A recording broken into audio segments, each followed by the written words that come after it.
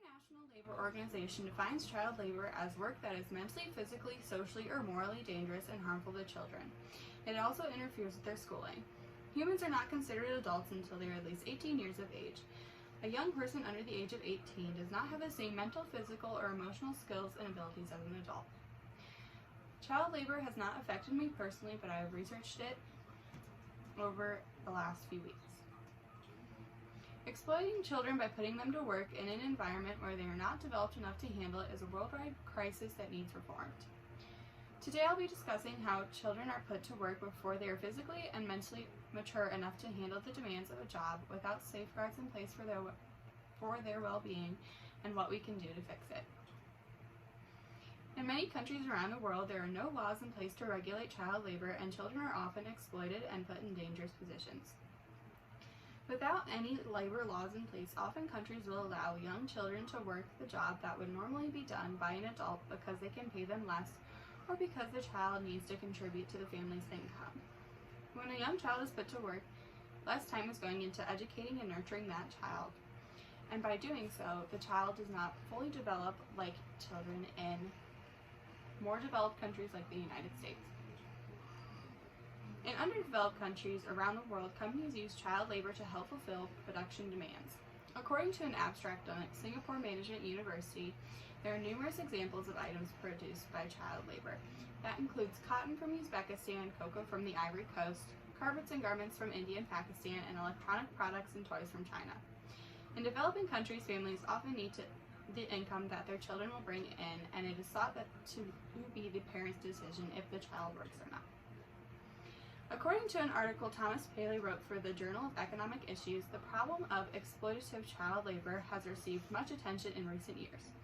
According to the International Labor Organization, there are approximately 250 million working children between the ages of 5 and 14, of which at least 120 million are involved in full-time work that is both hazardous and exploitative. Any child that would be working age 5 to 14 is not fully developed, and they do not have the same abilities in a workforce setting as an adult. In order for developing countries to move ahead, their children need to be educated, and often if their children are in the workforce, they are not receiving an education like children in more developed countries. The economic situation of people living in developing countries requires children to work before they are physically, mentally, and emotionally prepared. These countries fulfill demand for products around the world, and they are used as inexpensive child labor to produce these goods. When these children are working, they are not with their family or friends and are unable to lead a normal life. Now I will discuss why this is relevant and important. The importance of this issue is twofold. First, there is the moral issue of what is right and wrong and how child labor affects the health and well-being of the child.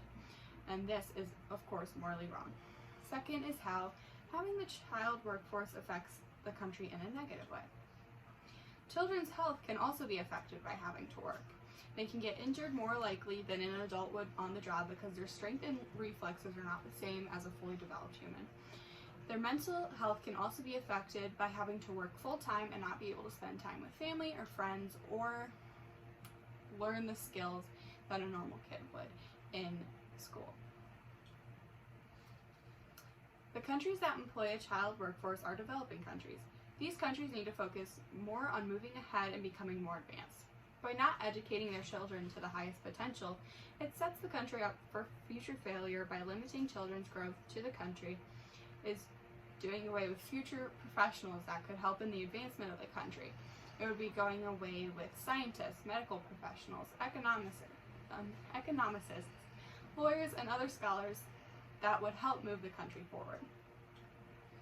In order to move ahead and become advanced in a society, a country needs to start when a child is young and grow and develop that child to be the best that they can be to continue to contribute to the future growth of the country.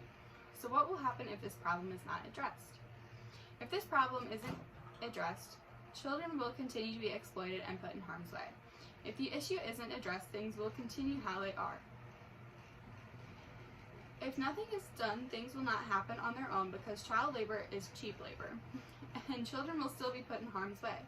These developing nations will still experience great poverty and will not advance. Now what we have examined to the problem with child labor, we need to look at solutions to this worldwide issue. The world needs to wake up and recognize that using child labor is wrong. There are multiple international organizations that are working to end child labor. More needs to be done, and this should be spearheaded by the developed countries in the world.